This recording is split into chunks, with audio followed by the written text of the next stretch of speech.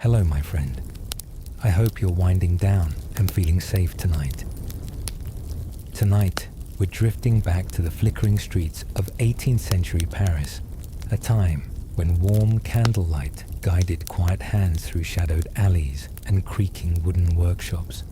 But before we begin, I'd love to know, where are you listening from? Have you ever imagined yourself in a world lit only by flame?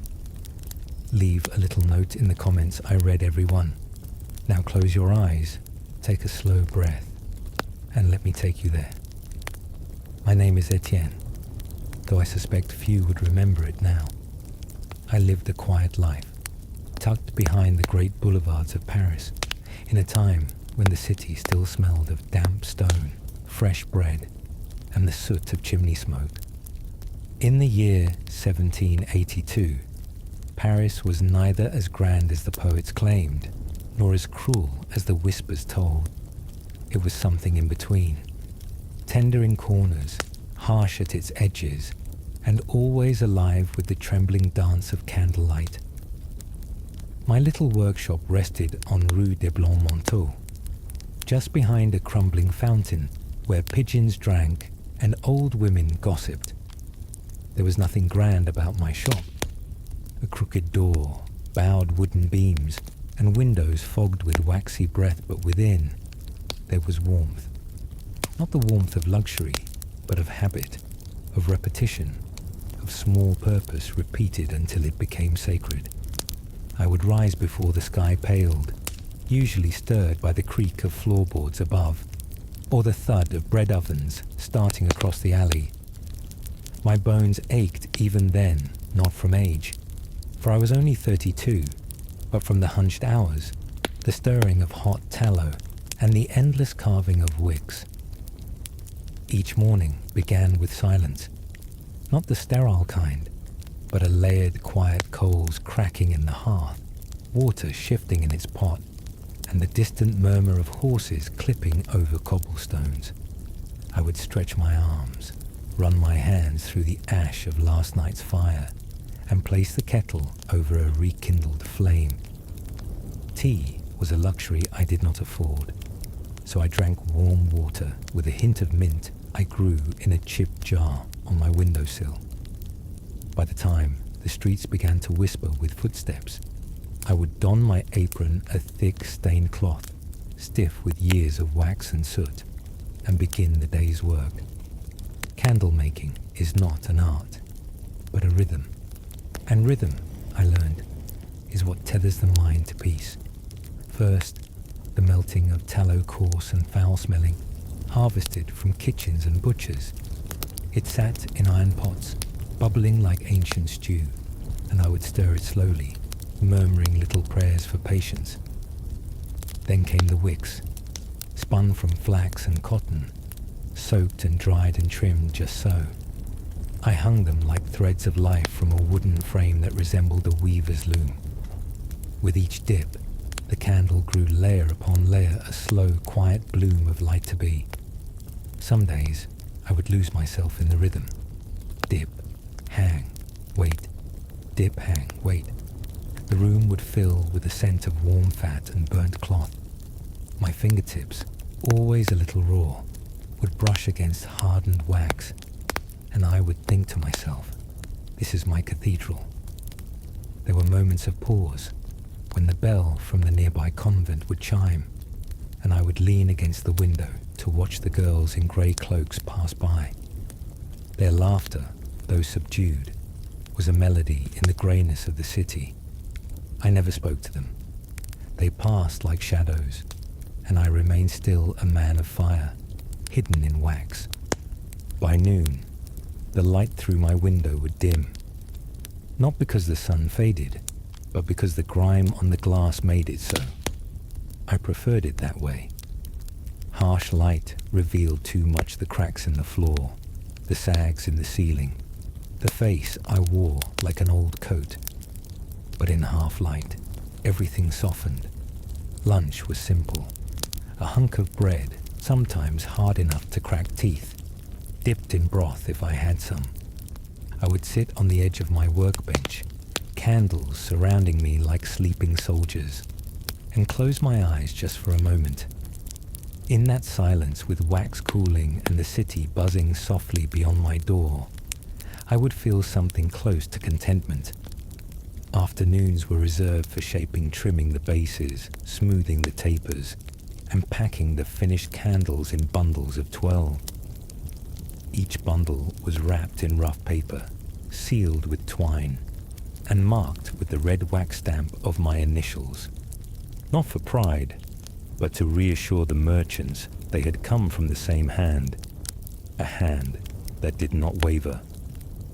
The walk to the local vendor was short just past the baker, beneath an awning that sagged with age. I would leave the candles there with old Madame Fournier, a woman with eyes like wet stones and fingers always dusted in flour. She sold them to inns, churches, and occasionally to scholars who needed steady light to copy manuscripts late into the night. After that, I returned to sweep the shop. Not because it needed to be clean, but because the act of sweeping soothed me. The floor groaned beneath my feet, each board telling me it remembered.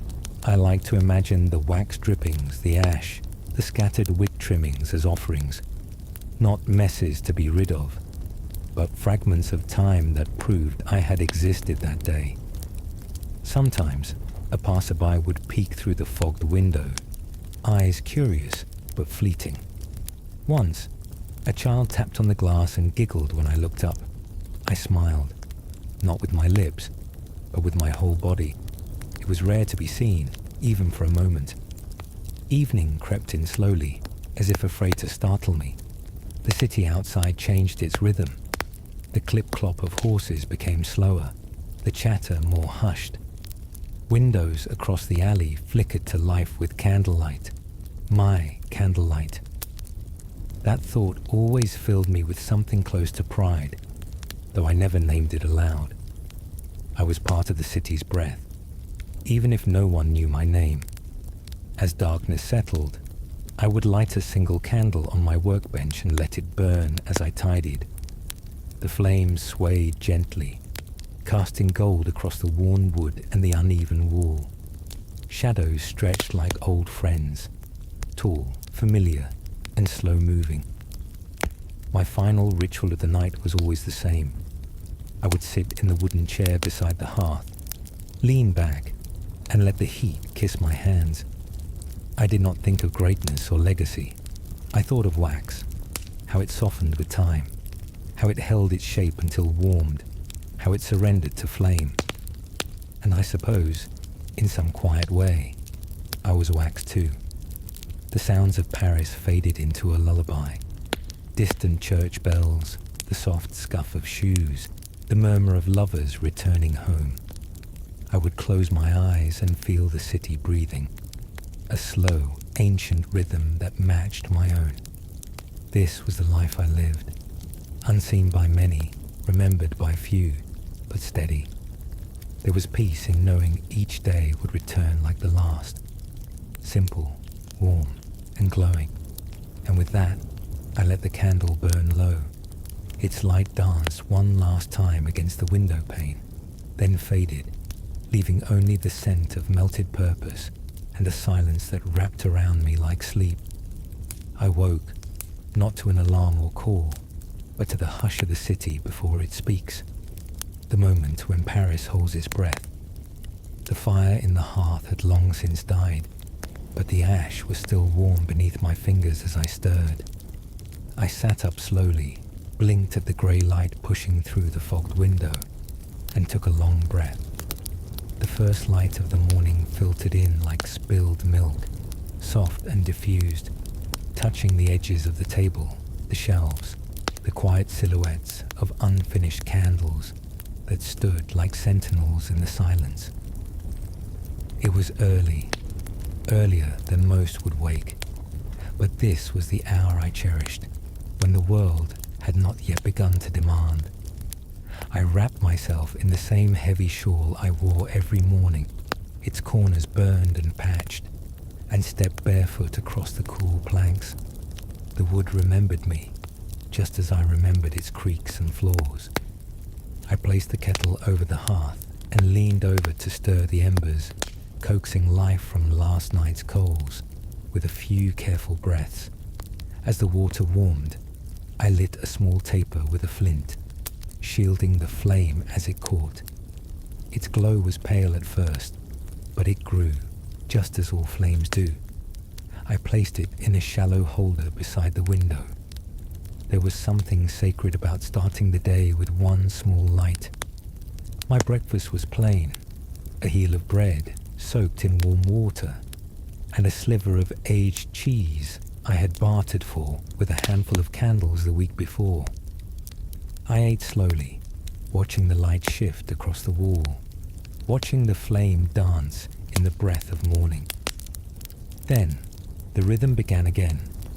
The tallow was cold and thick, stiff from the night air. I ladled it into the melting pots and stirred with slow circles, the spoon scraping the bottom with a sound that reminded me of old songs. As it melted, it released its familiar smell, unpleasant to most, but to me, comforting. It meant purpose. It meant work. My hands moved without thought. Wicks were soaked, hung and clipped. Frames were arranged. Dipping began. With each repetition, I felt my thoughts drift. I thought about the hands that might hold these candles. A priest reciting prayers by moonlight. A seamstress stitching a hem too late in the evening. A child reading a tale of kings beneath a wool blanket. All of them depending on this light. On my light. Though they would never know me, they would know the glow. That was enough. Outside, the city began to rouse. Wheels rolled over stone, voices began to rise. Somewhere a dog barked. I did not stop. I dipped and hung, dipped and hung. The wax thickened, little by little.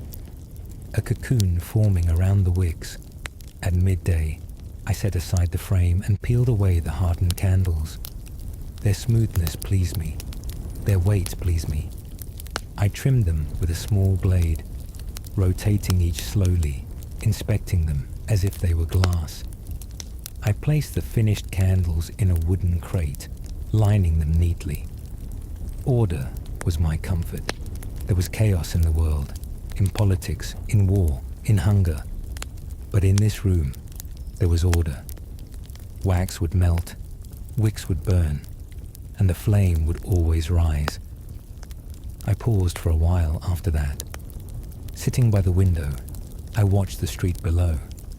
A boy chased a wheel with a stick, his laughter sharp against the cobbles. A woman balanced baskets of laundry on her hips. A man sold bread from a cart, his voice hoarse and melodic.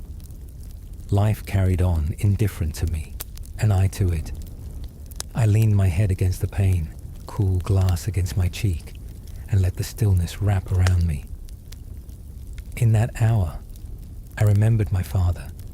He too had made candles. His hands were wider than mine, rougher, but his touch was delicate when he worked. He used to hum, always the same tune, something from his childhood he never named. I could never hum it the way he did, so I stopped trying. But the rhythm I kept, his rhythm. When he died, the shop became mine, not by will, but by quiet understanding. There was no ceremony, just a body, a silence, and then work resumed. He never asked me to carry on the trade. He only showed me how to fold the wick and test the heat. I suppose that was all the asking I needed. Now I was the last. There were no sons, no daughters, no apprentices. Only me and the quiet drip of wax. The sun lowered. As the light changed, so did the shadows on the walls. The flicker of my candle cast tall shapes across the shelves, like ghosts stretching their limbs after sleep. I did not fear them. In fact, I found them comforting. The city may forget, but the shadows remember. I stood and lit the lantern by the door, its glass cloudy, but still good enough to catch the flame. The glow it cast was different from my candles, steadier, more enclosed, but it was enough to carry me through the closing hours. I finished the last batch of the day in silence. No bells, no visitors, just the quiet companionship of fire and wax. By nightfall, my hands were coated in a thin sheen of hardened residue. I peeled it off slowly, the way one peels bark from a tree. Beneath, my skin was clean. A strange renewal each evening, a shedding. I placed the last candle in its crate and covered it with cloth. My body ached, but not in protest. It was the ache of use, of service. I sat again beside the hearth. No fire tonight, only the embers still warm. And the candle, always the candle. Its flame was smaller now, but steady. I watched it dance for a long time, not thinking, not needing, just breathing. The city whispered beyond the walls. I closed my eyes and slept. There is a particular stillness in winter mornings that feels older than time, as if the city itself chooses to remain asleep a little longer. On this morning, the chill had crept through the stone walls and found me, curling around my toes beneath the blanket. I did not fight it. I simply pulled the shawl tighter and let the cold remind me I was still here. The candle on my workbench had burned low in the night. Its wax had trickled down the side, forming soft ridges like frozen rivers. I traced them absently with a fingertip before rising. The hearth was cold, but I coaxed life from it again, always again. Outside, Paris had dressed herself in frost. The window panes wore lace. The rooftops glimmered with white. And though my little street saw little sunlight, even it sparkled faintly beneath the weak morning light. I stood there for a moment, bare feet on wood, watching the breath from my nose fog the glass. There was something beautiful about how quiet the world became when it was cold. Fewer carts rumbled over the cobblestones. Even the pigeons seemed softer, their coos muffled by the still air. It was in mornings like this that I felt more like a memory than a man. Someone already half forgotten, moving through the day as a candle might flicker in a room already empty. I made my tea, such as it was, and wrapped both hands around the clay cup to warm them. My breath rose with the steam, vanishing before it reached the ceiling. I took a sip and closed my eyes. The tallow would wait. The candles could wait. But these 5 minutes, this ritual of warmth and quiet, it was mine. Eventually I dressed for the day. My apron had grown stiffer in the cold, and I had to beat it against the table to soften it. The wax, too, had thickened overnight, and it took longer to melt. But there was no rush, no appointments, no customers knocking, only the rhythm. Diploma hang, wait, diploma hang, wait. I had begun to notice that the candlelight changed in the winter. The wax held its shape more firmly, and the flame burned steadier in the still air. There was less flickering, less chaos. Even fire, it seemed, quieted in the cold. That day, I received a letter, a rare occurrence. The paper was coarse, folded twice, with no seal. The handwriting was cramped but careful. It was from a man I had once met, years ago, who now ran a small inn along the Seine. He was requesting more candles than usual. He said travellers were coming, cold, tired, and in need of light. I smiled faintly, not because of the order, but because someone had remembered me. Someone had remembered the man who worked behind the frosted glass, the man who never spoke but always delivered light.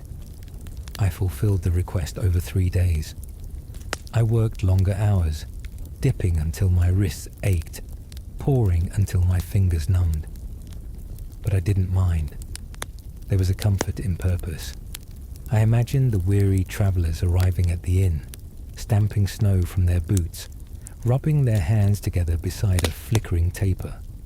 my taper, and I felt something warm in my chest that even the hearth could not give me. On the evening of the third day, I bundled the candles in thick cloth and placed them carefully into a crate. I walked the package to the courier station myself, even though the cold bit through my boots.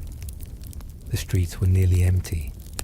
Lamps had been lit, their orange glow stretching long shadows across the street. As I walked, I passed doorways where light spilled onto the cobbles.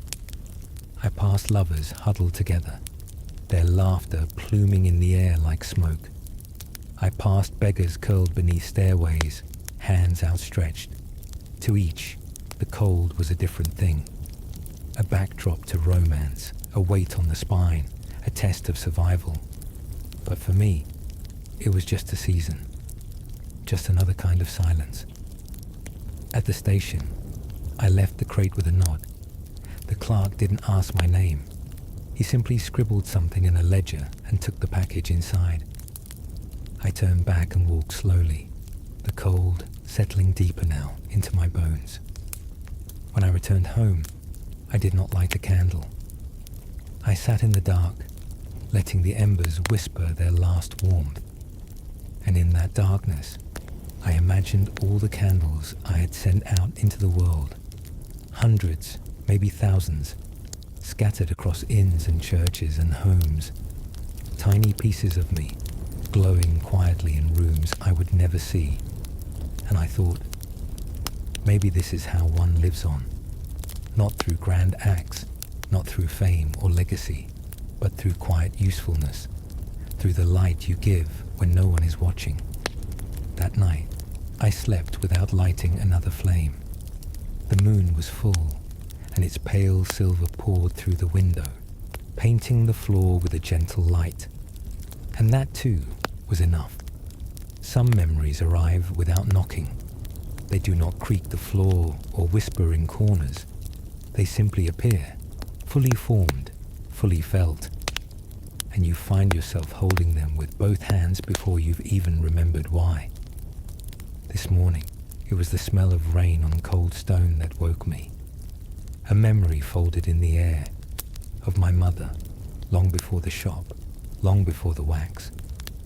She used to dry our clothes near the fire, and when the rains came, she'd set her copper pots outside to catch the clean water, singing to herself in a language I never learned.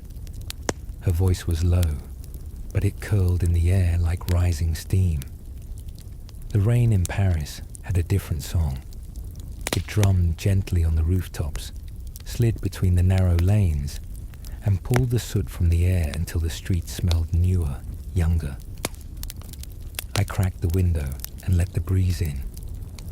Damp and chilled, it kissed the back of my neck and made the flame on my morning candle dance. Not with panic, but with play. I didn't light many candles that day. Instead, I sat at the workbench with an oilcloth spread before me and began to mend a broken frame, the one I used to hang wicks. The wood had splintered, cracked from years of steam and strain. I could have made another, I suppose, but there was something respectful in repair, something almost holy. I thought of how many candles this frame had helped create. Hundreds, likely more. How many prayers had its quiet arms helped light? How many hands had cupped flame that once hung from this very beam? I sanded it slowly, whispering apologies to the worn wood, as though it too needed comfort. Hours passed like minutes.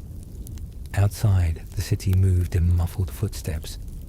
Rain made everything slower, kinder. The cries of merchants turned to murmurs, and horses splashed rather than clattered. Paris, on days like this, felt softer, like the pages of an old book turned slowly by someone who knew it well. Around midday, a knock, gentle, hesitant. It startled me. I opened the door to find a boy, no more than 10, wrapped in a damp coat far too large for him. He held a soggy piece of parchment with ink smudged by the rain. A small order, only 4 candles. For Madame Rivière, he said, voice trembling from cold or fear or both. She says she cannot read at night anymore. I nodded and let him wait by the hearth as I wrapped the candles in paper. I handed him a slice of bread, warm from the stove, and he took it with the reverence of someone who didn't expect kindness. When he left, he turned at the edge of the street and gave the smallest of waves. It stayed with me all day. Some lives cross ours for only a moment, like sparks from the wick. But if you watch closely, they burn just as brightly. That evening, I wrote something. A letter maybe, or just thoughts. I didn't write often. There was no one to send things to. But the act of writing made the quiet feel less lonely. I wrote of the boy, of the frame, of the way rain softened the city's voice. Then I placed the paper beneath the candlestick and lit a fresh taper. Its flame rose eagerly, as if glad to be useful. The room changed in its glow. Shadows returned to their corners, and warmth tucked itself around the wooden beams like a shawl. I watched the flame for a long time.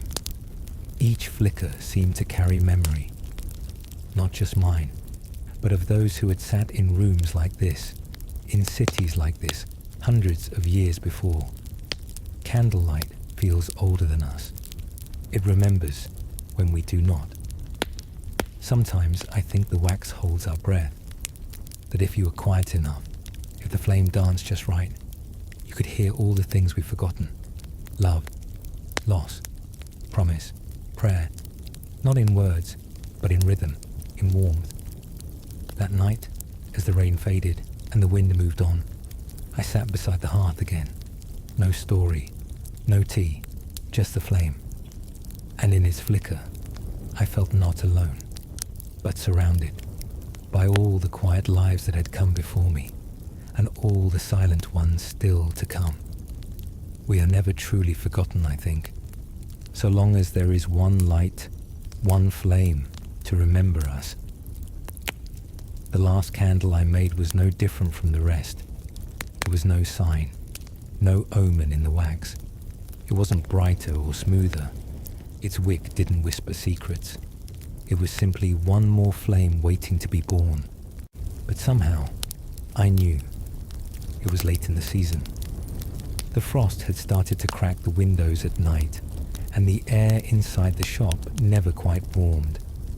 My joints moved slower. My breath felt heavier.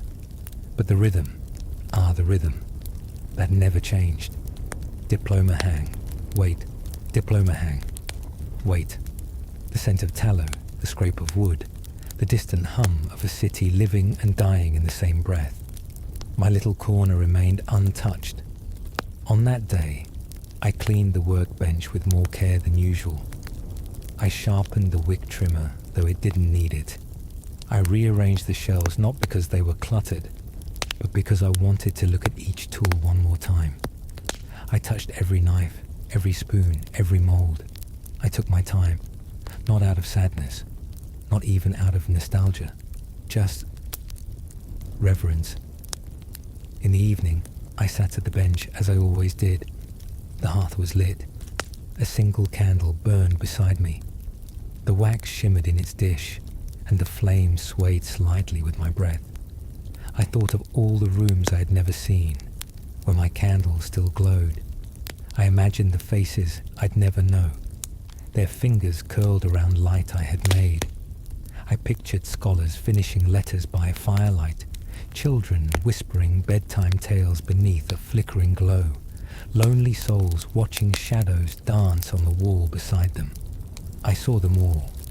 And then I saw her, my mother, humming over copper pots, my father moulding wax with slow, certain hands, the boy in the rain, Madame Fournier, the girls in grey cloaks, even the shadow stretching across my ceiling, loyal as ever. They were all here somehow, not in memory, but in presence. I leaned back, the chair groaning beneath me, and let the warmth seep into my bones. No words came, no grand thoughts, just breathe and quiet. closed my eyes, and the world did not go dark.